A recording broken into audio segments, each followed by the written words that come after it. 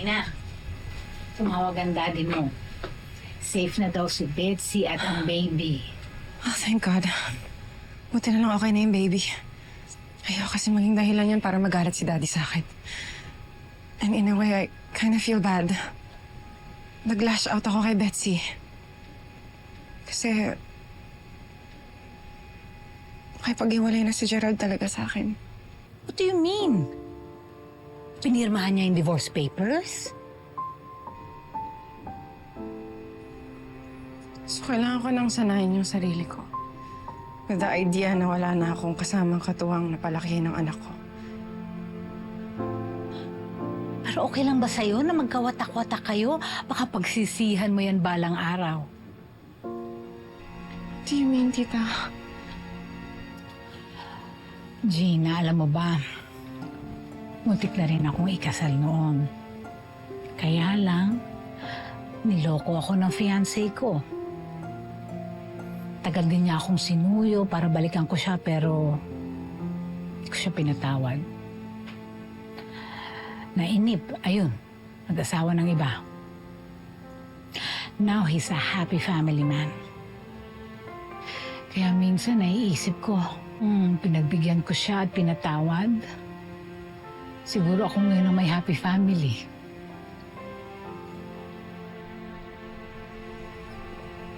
Parang mahirap kasi mag-risk, tita. You know what? Love is all about taking risks, Gina. Kung meron ka pang kunting pagmamahal para kay Gerald, baka kailangan mong sumugal ulit para sa kanya. Hindi pa huli ang lahat.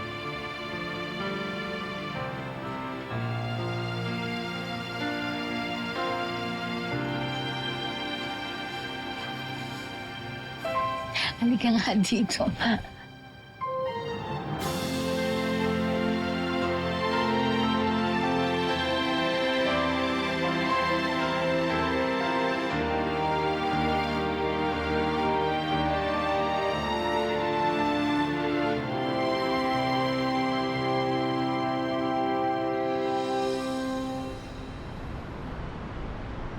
Gina, ito na yung latest inventory natin.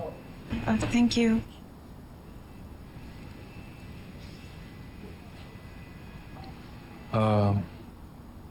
Okay ka lang ba?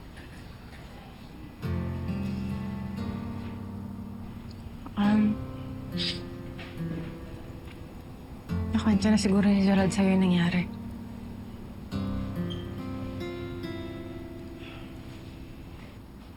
Oh, Gina. Pero kahit pumayag si Gerald na makipaghiwalay, nasa'yo pa rin ang last say. Good day, Gina. Pinapasok na ako ng sekretary mo. Hi. Yes. Take a seat, please.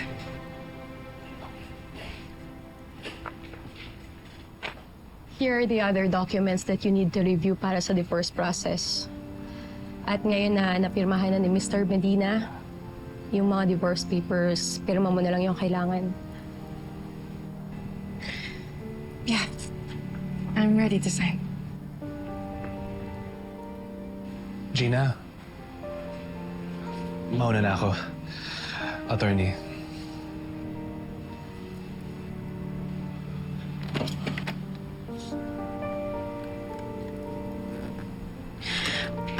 I'll call you na lang once I'm done signing the papers.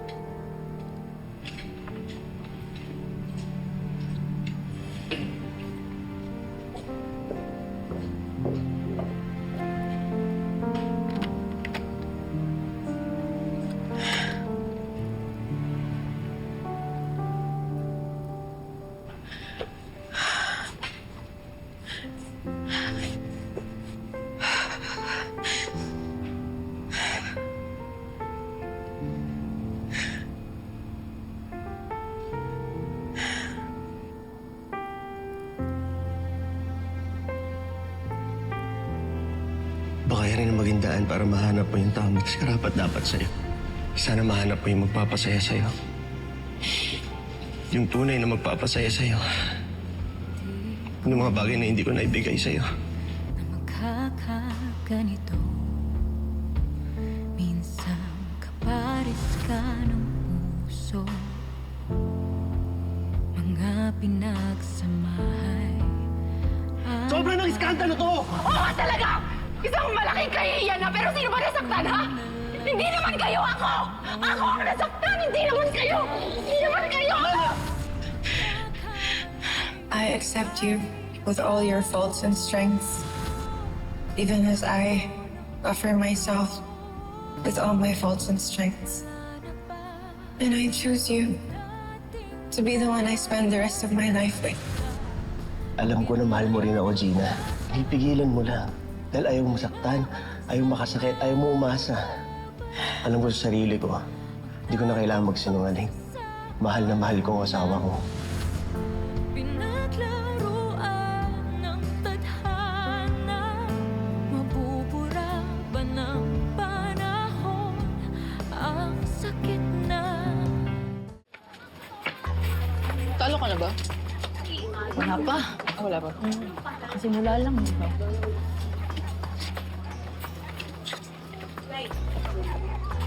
Mother, attend ka ba dun sa pangmalakasang party na nakita natin online? Di ba, marami daw pumubutang mayayamang matanders dun. Oo nga. Baka naman ito na yung chance para makabingwit ka din ng matandang mayaman. Para naman itatay na kayo ni Betsy. Ayaw mo ba? Oo, sagot na namin hair and makeup mo. Oo. Pumunta ka lang.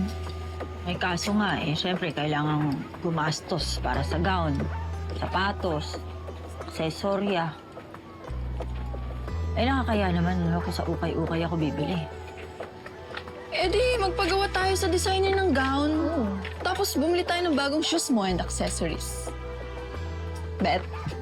Mga magkano ba yan aabutin? Mura lang. Siguro, mga 100 kyaw. Bongga ka na sa red carpet niyan. 100 kyaw. Kaya yan. Mahal din pala aabutin.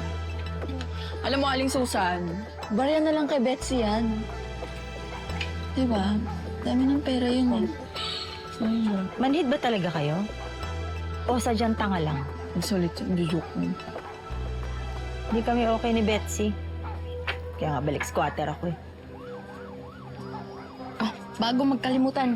Soy, kain na to ah. Ikaw lang naman.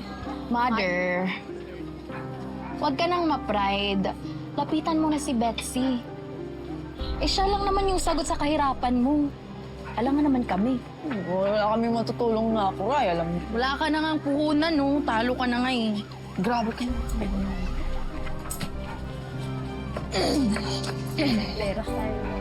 Talo na naman ako sa'yo. Nak, matulog ka na. Sige na. Mahal?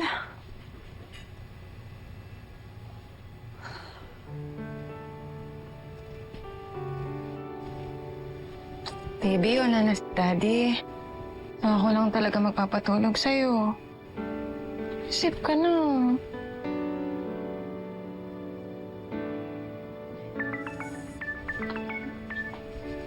Ayan na nga. Wait lang. Matawag si Daddy. Tsaka mo na. Hello?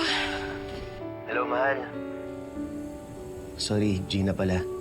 Pasensya ka na sa istorbo, ha? Namiss ko kasi si Mindy, eh. Miss na miss ko na siya. Oh. Hindi pa tulog? Alam mo na.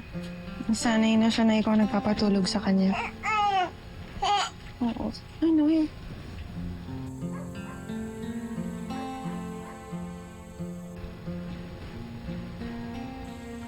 Okay lang ba ilapit mo sa kanya yung phone? Pakausapin ko.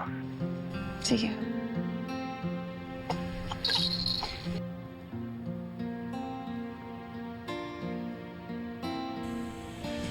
Hello, Mindy. Anak. I miss you. Prinsesa ko. Pasensya ka na, wala dyan si daddy mo para patulugin ka. Pero lagi ka lang nasa isip ni daddy. Huwag mo nang pahihirapan yung mami mo, ha? Kasi kahit pagod siya sa work, ginagawa niya ng paraan para alagaan ka niya. Tulog ka na, baby ko. Para makapagpahinga na rin ang mami mo. Dito na si daddy. I love you, baby.